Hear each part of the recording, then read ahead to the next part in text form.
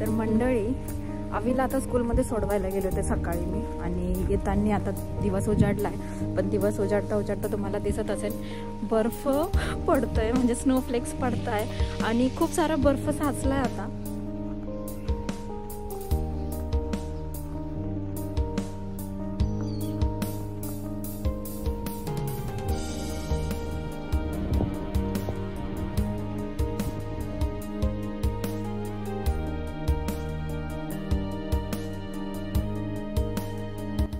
नमस्कार मंडळी, कसे आहात तुम्ही सगळे? मजेत ना? तर आज पण मी खूपच सकाळी सकाळी ब्लॉग शूट करायचा विचार केला. म्हटलं चला आजचं पण रुटीन थोडंफार का होईना मी तुमच्याशी शेअर करावं.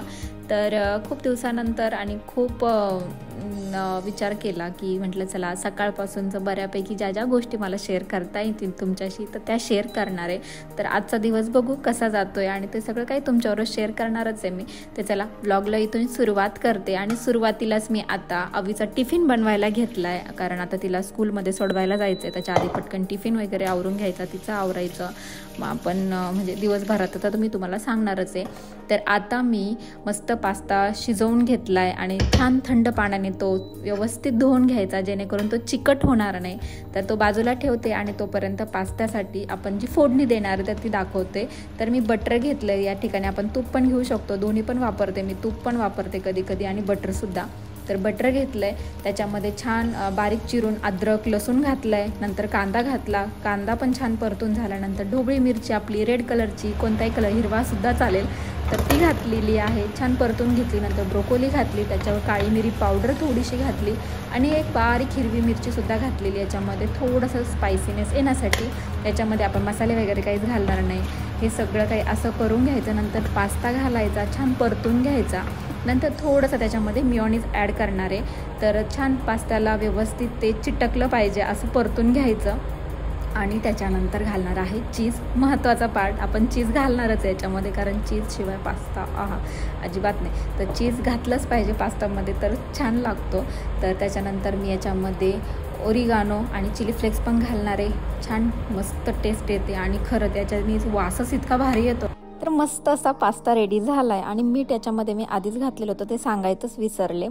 तर पास्ता रेडी आहे. आता पटकन आवीचा आवरते आणि तिला स्कूलमध्ये सोडून येते आणि नंतर भेटते. तर मंडळी, आवीला आता स्कूलमध्ये सोडवायला गेले होते सकाळी मी, आणि येताना आता दिवस उजाडलाय, पण दिवस उजाडता उजाडता तुम्हाला दिसत असेल बर्फ पडतोय, म्हणजे स्नोफ्लेक्स पडताय आणि खूप सारा बर्फ साचलाय. आता खूप सारा आहे, तुम्हाला पुढून सुद्धा दाखवतो मी सगळं काही.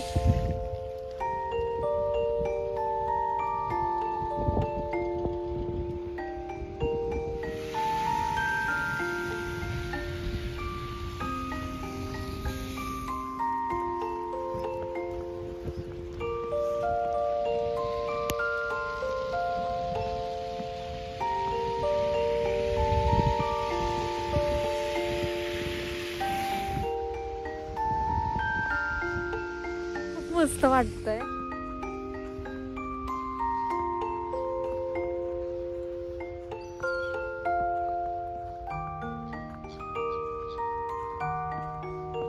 निघाले, घरी जाते आणि आवीला सोडलं, ती गडबड. त्याच्यानंतर आता घरी जायचंय, चहा घ्यायचा आहे, नंतर ब्लॉग कंटिन्यू करणारच आहे, सगळ्या काही गोष्टी तुमच्यावर शेअर करणार आहे.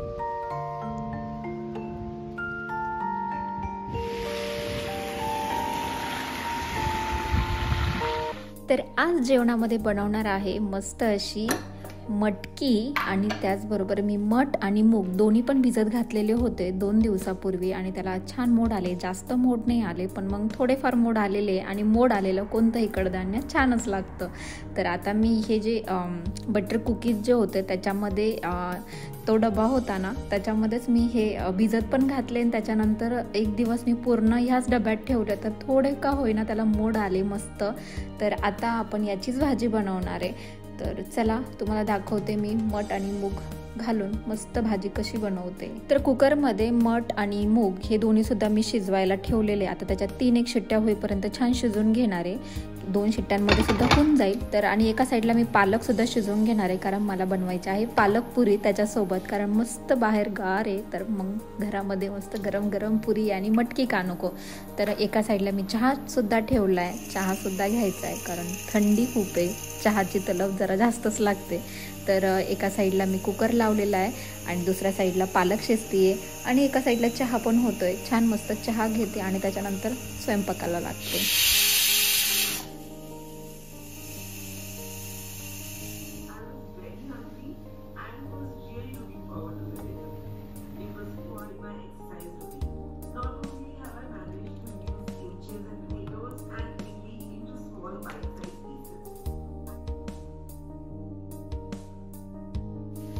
तर आता भाजी बनवण्यासाठी कांदा, टोमॅटो आणि कोथिंबीर आता चिरून घेते.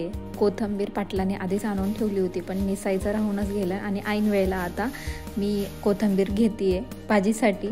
तर आता बाकीची कोथिंबीर नंतर निसून ठेवल. तर आता पटकन हे सगळं चिरून वगैरे घेते आणि भाजीची तयारी करून घेते.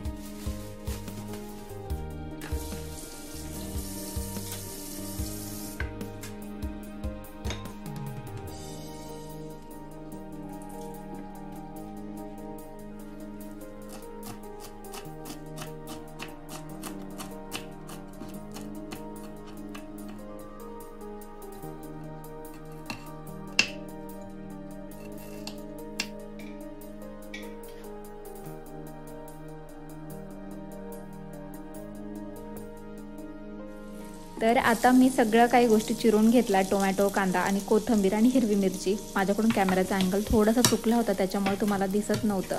तर आता मी कढईमध्ये तेल घातलं, जिरे मोहरीची फोडणी घातली, कढीपत्ता घातला, बारीक चिरलेल्या ज्या मधोमध चिरलेल्या ज्या हिरव्या मिरच्या आहेत त्यासुद्धा घातल्या. छान परतून घेतल्यानंतर कांदा घातला आणि कांदा परतून थोडासा झाला की नंतर अद्रक लसूणची पेस्ट घालते आणि ती पण छान परतून घ्यायची, म्हणजे जेणेकरून जो अद्रक लसूणचा जो कच्चा स्मेल असतो ना तो सगळा निघून जातो. आणि हे सगळं परतून झाल्यानंतर आपल्या मसाल्याच्या भांड्यामध्ये असणारे महत्त्वाचे मसाले. तर मी याच्यामध्ये हळद घातली आहे, धना पावडर घातली आहे, लाल मिरची पावडर घातली आहे आणि याच्यामध्ये मी कांदा लसूण मसाल्याचा वापर करते अंबारीचा. तर मटकीची किंवा कोणतीही मोड आलेल्या कडधान्य असो त्याच्यामध्ये हा मसाला घातला, भाजीची चवच मस्तच लागते. तर मी आवर्जून हा मसाला घालते आणि त्याच्याबरोबर एक एव्हरेस्ट मटन मसाला असतो तर तो सुद्धा घातलेला आहे.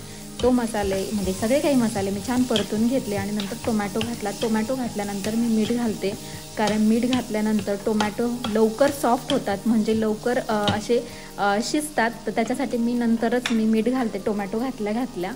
तर तुम्हाला दिसत असेल टोमॅटो घातल्यानंतर मी मीठ घातलं आहे. तर आता हे सगळं मिक्स करून घ्यायचं आणि थोडीशी कोथिंबीर घातली आहे आणि हे सगळं मिक्स झाल्यानंतर आपण जी शिजवलेली जी मटकी आहे तर त्याच्यातलं थोडंसं पाणी याच्यामध्ये घालणार आहे, कारण जे आपले मसाले आहेत तर ते छान शिजतील आणि वेगळं पाणी घालायची गरज नाही पडत आपल्याला.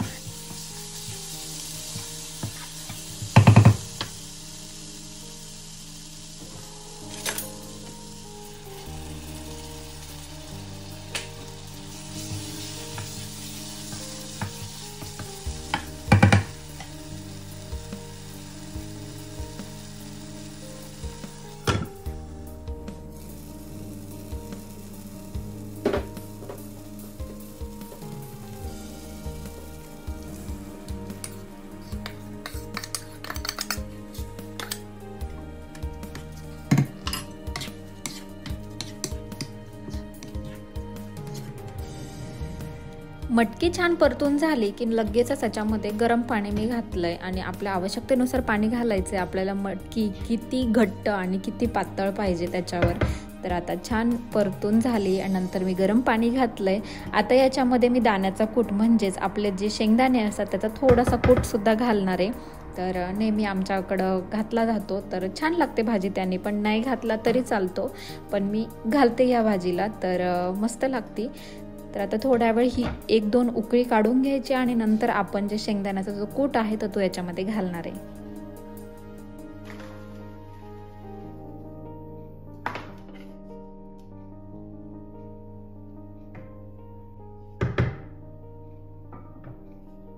तर एका साईडला भाजी शिजते, दुसऱ्या साईडला मी पालक पुरी बनवून घेते आणि तुम्हाला कलरमध्ये थोडासा बदल दिसत असेल तर मी 2 प्रकारचे पिठं बनवले. एक पालकची प्युरी घालून म्हणजे पेस्ट घालून बनवलेला एक पिठाचा गोळा बनवला होता आणि दुसऱ्या साईडला एक साधं पीठ मळलं होतं. तर दोन्ही एकत्र केल्यानंतर अशी पुरी लाटली आणि मस्त दिसते ना. तर थोडेसे बदल करावा लागतात तर खायला सुद्धा भारी वाटतं. तर कधी कधी थोडा टाइमपास होतो पण छान लागतो हा पदार्थ सुद्धा. तर मस्त पालक पुरी तयार झाली आहे. तर आता मी निघाले अवनीला स्कूलमधून आणण्यासाठी. तर म्हटलं चला तुम्हाला वातावरणातला हा बदलसुद्धा दाखवते, कारण सकाळी तुम्हाला दाखवलं की इतका हेवी स्नो पडत होता आणि ठिकठिकाणी बर्फ साचला होता. तर आता बघा रोडवर अजिबात बर्फ दिसत नाही. काही ठिकाणी आहे पण काही रोडवर अजिबात इतका काही बर्फ दिसत नाही, जो की सकाळी दिसत होता. तर हे असं असतं, इथं काहीही होऊ शकतं. आणि आज तर सूर्यदेवतेचं दर्शन झालंय आमच्या. वाटलं नव्हतं सकाळी की सूर्य येईल आज, पण मग आज मस्त दर्शन दिले आणि छान ऊन पण लागतंय. म्हणजे थंडी भरपूर आहे, पण फक्त त्यांचं चमकण्याचं जे काम आहे ते मस्त करताय. तर चला आता मी अवीला पटकन घेऊन येते आणि नंतर बोलतेस तुमच्याशी.